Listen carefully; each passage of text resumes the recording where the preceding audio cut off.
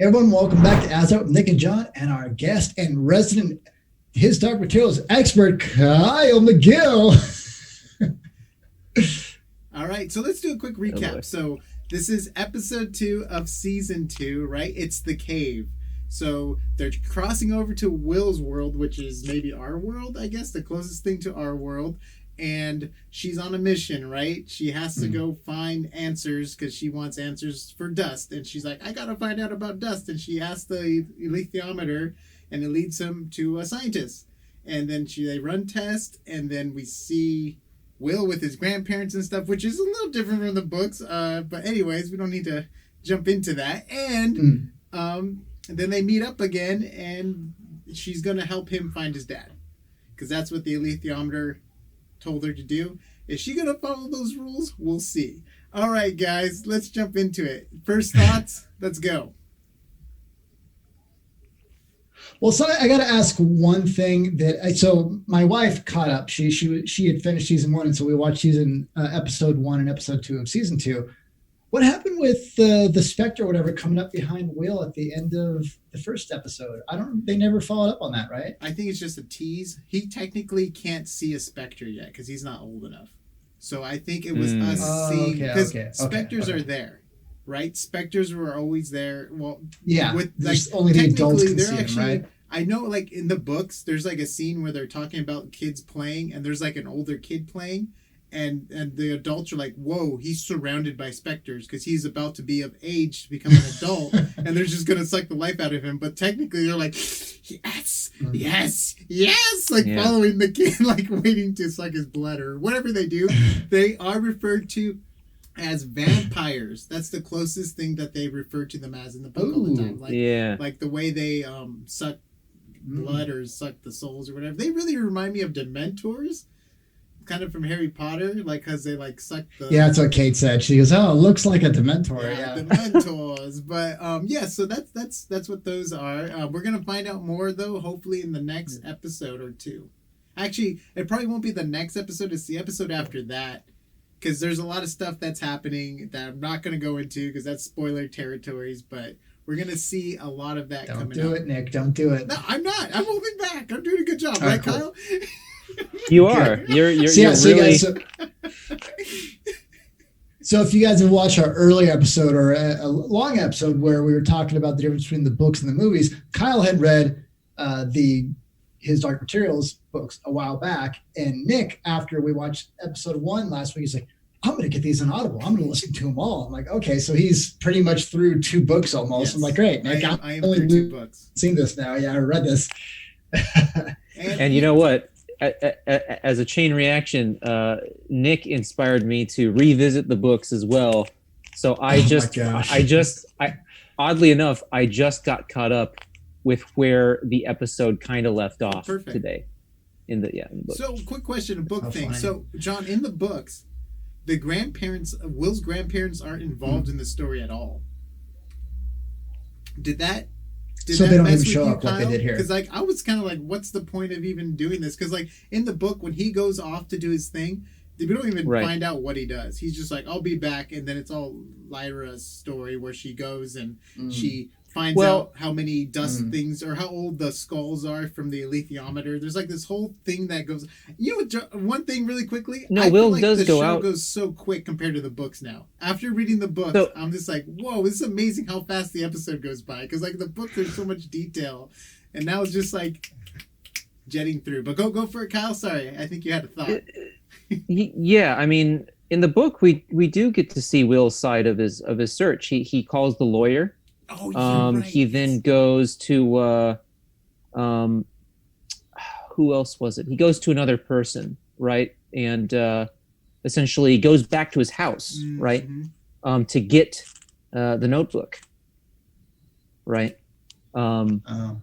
So he didn't already have the notes in the book. Okay. No, I thought he left the notebook underneath the pillow every time he went out back to the other world.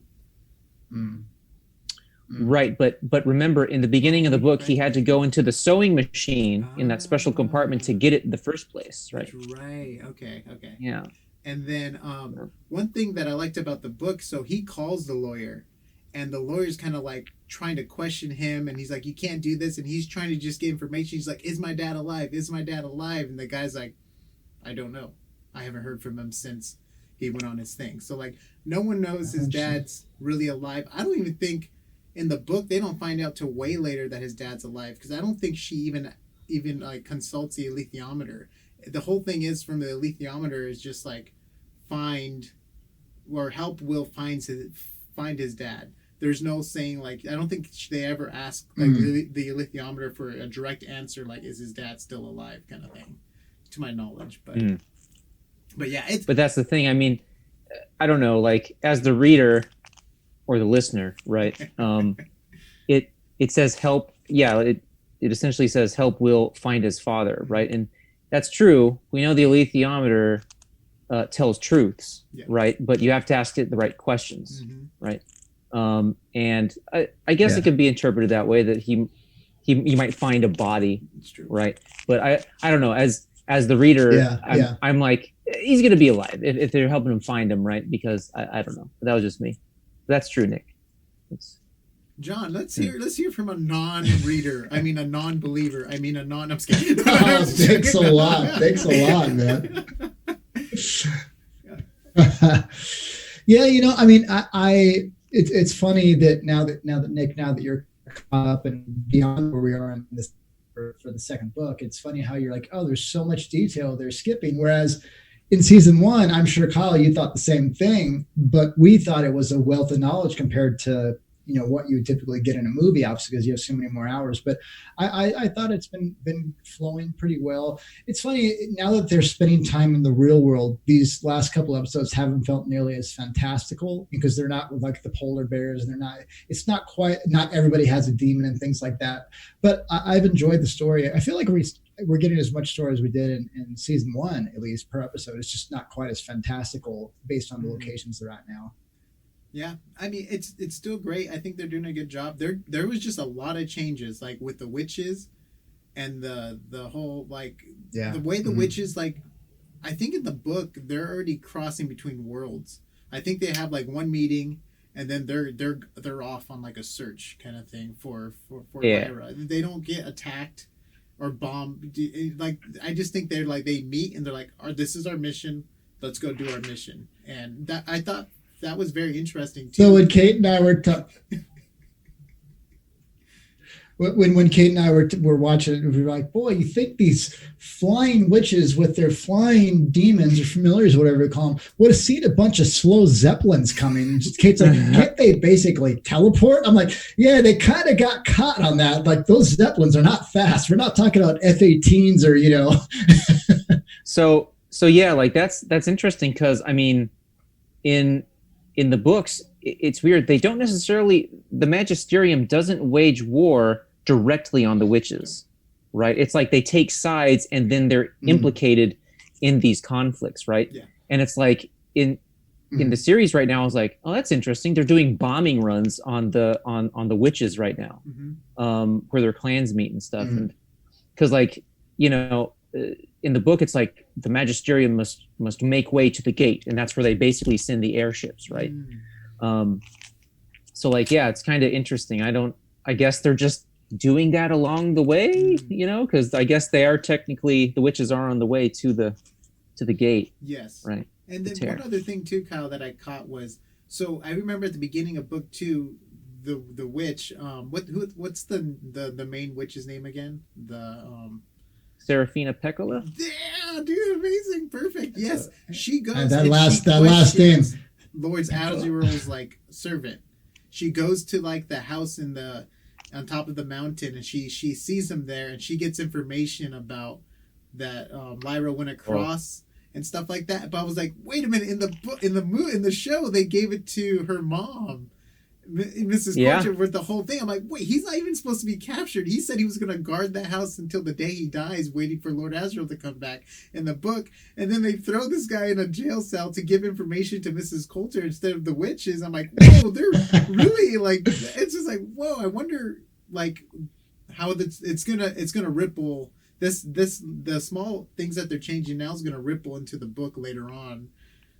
in a slight way, I feel like, because the way That's a fair information's point. passed and stuff like that. So I'm curious if they're gonna get rid of a couple of witches and maybe give the story to two people, kind of like they did for Game of Thrones, where it's like, we don't want to create more characters, let's try to combine two story plots into one person here and here and here, just so the story kind of moves along smoothly. So I'm going to be kind of an apologist right now for the series, just because we're transitioning between two mediums, right? And so the strength of the series is we get a lot of visual description done instantly because of the medium, right?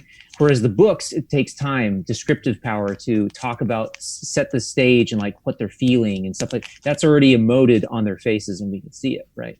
Now, the thing where the books give us is like insight into the characters' heads, right? And like tying, past plots and narratives together in their heads, like how they've experienced them through the characters. We don't necessarily get that in a complete way in like the visual space, right? So that's kind of that's one of the only like sort of shortcomings I think that we're kind of seeing with this, right? But that's to be expected with this medium.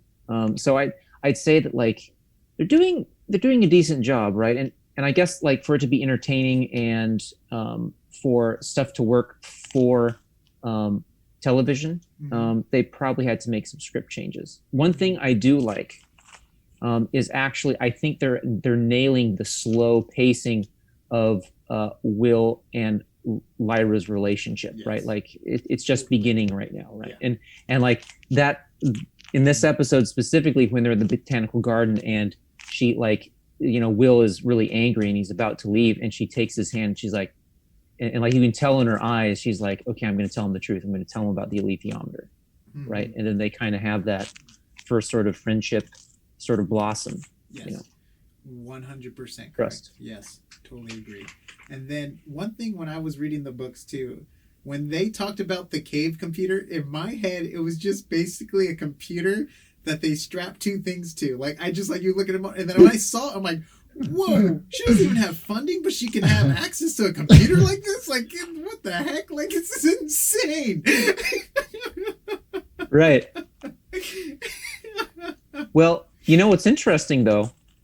Remember, it's not that they don't have funding, it's that their funding will be cut. Right. You're right. So they have had funding in the past. And that's the thing. Right. Remember, in the book, Lyra describes the machine spinning on, like the cave machine, as having a similar sound as the cutting machine of Bolvangar. That's right. Right? And she kind of, her and Pantaleimon get antsy, right? Because it sounds too similar. That's right. So it's kind of cool that it is this apparatus, right? It's just a little bit different. Yeah, right? It's just so funny because like in my head I had a thought like a little computer, and I was like, like nothing special, just like from the like 1997, like with the big like computer in the back, like boop, hit enter, go run program from. Instead, we get like Hal from 2001: A Space Odyssey. And then one thing Kyle brought up to me when we were talking, I think it was like a week ago or so, he loved that Will had an iPhone, because that's something that is not in the books, because it's a different time, obviously, and they're adapting it to be modern, and with the text messages and him buying external charger because he's crossing worlds, and you know what I mean, so he has no place to charge his phone and everything's different and stuff like that. And I'm super excited now that Kyle mentioned it, because he's like taking pictures of things. So it's like, what is that going to come into play? Like, Kyle, do you want to talk about that? I love that so much. I love that. Yeah, because I mean, we all know that, like, at least in good storytelling, right? Like they don't show anything for free, right? We definitely will see it later on at some point. So that's what I'm really curious about now is, okay, we see him using the phone in both episodes now in different ways, right? So we see it like facilitating a little bit of the plot, and then like also just like him using it like how we typically would, right? I'm in another world. I'm going to take a picture of this awesome freaking building temple thing, right? And I think that's definitely going to come back at some point, right? We're going to see that. So I'm excited. So awesome. And then last episode, Kyle, we talked about how the girl was from Game of Thrones. I love how many Game of Thrones actors are in this like show, and I feel like we're gonna be seeing like more and more too. It's like, oh, this is so cool. It's HBO Max. We're like, who can we pull from Game of Thrones? You know. Wait, which one is from Game of Thrones? So the girl, remember when like there was like two little kids in the city? That girl one of the street girls is Lord Bearmont or whatever. She's the girl that gets killed by the troll. Oh my gosh! And then of course we know like the head of the Egyptian dudes was actually from the same house. The Lord Bearmont or whatever. He's the one that gives Jon Snow the sword.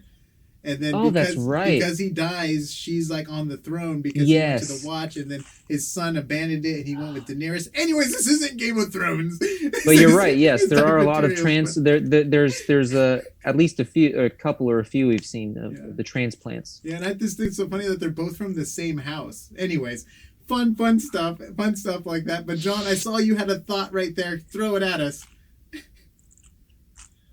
Oh, it's gone. I don't know what it was. It's gone now. Overall, I really unless it's said right away, it comes back and there. You could tell HBO. Man. I got to say though, when oh yeah, they're loaded. But when Lyra was hooked up to the machine and you saw all the stuff going on the screen, I turned to Kate. I go, boy, her midichlorian count must be pretty high. Look at her. It's like I'm like, oh my god. He started laughing. Like, oh no, definitely across. Oh no, she's gonna be like. But the dust is evil. Like, oh, high midichlorian count she doesn't. Yeah. And it was also really weird not seeing animals with everyone. Or not animals, but like everyone's demons. I'm so used to seeing people's demons and stuff, and now that they're in the real world and we really don't see demons on her and like around her and stuff, it's kind of weird. Like I almost feel like it's like wrong that people don't have demons now. Like you know what's interesting about our world? Because I'm like 99% certain that Will's world is our world. I don't know what it was, but both in the books and in the series that I feel they both get right is just how dangerous our world feels. It's like it feels more real, right? I guess because we experience it day to day, right? But like just how Will describes, like, look, no, you have to blend in. You can't be wearing certain clothes. Like you have to act a certain way. And it's like, yeah, because like in perhaps in Lyra's world, it's a bit more fantastical, and you don't necessarily need to think about those things, right? Especially like when she has like, I've got money, and she has gold coins, and Will's like, you can't be showing gold coins to people, like. What do you mean? I do that all the time. Oh, here's a soda pop. Yeah, here we go. Take a gold coin. Yeah, I don't call them soda pop guys. Sorry. Well, guys, I'm super excited for more episodes. There's some really cool action sequences that are coming up, and also just like interesting things that are coming up. That's gonna, I think, be amazing to see on film. Because I think we've only had one live action movie, right? And it was the first book, right? The Golden Compass, the Rhythm in Houston. So we never even got this far before. So it's fantastic that we're able to see the second book. And I think there's one more book after this one, right, Kyle? There's only three books, right? Yeah. Yes. There's the Amber Spyglass. Yes. And John, don't even think about it right now. Just clear your mind. Don't even think about the title.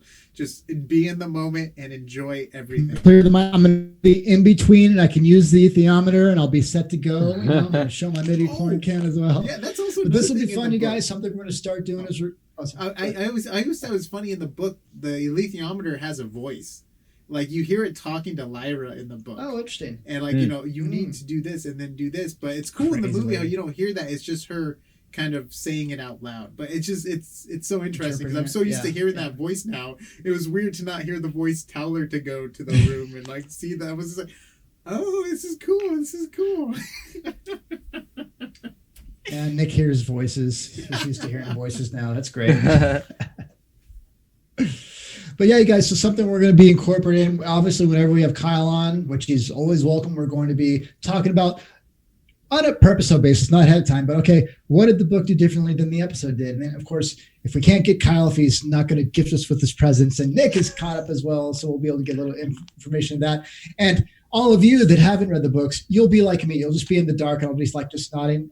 Okay, yeah. But it's fun to get what, not the gaps, but the things that they kind of skip over to make it into an episode content, on the show. So it'll be fun stuff. But hopefully you guys, been enjoying the series. Hopefully you've been enjoying the kind of book comparisons that they've been bringing out here as well. I've definitely been enjoying that. So we'll be back next week, and thank you very much for watching. We'll see you on the next AsArt.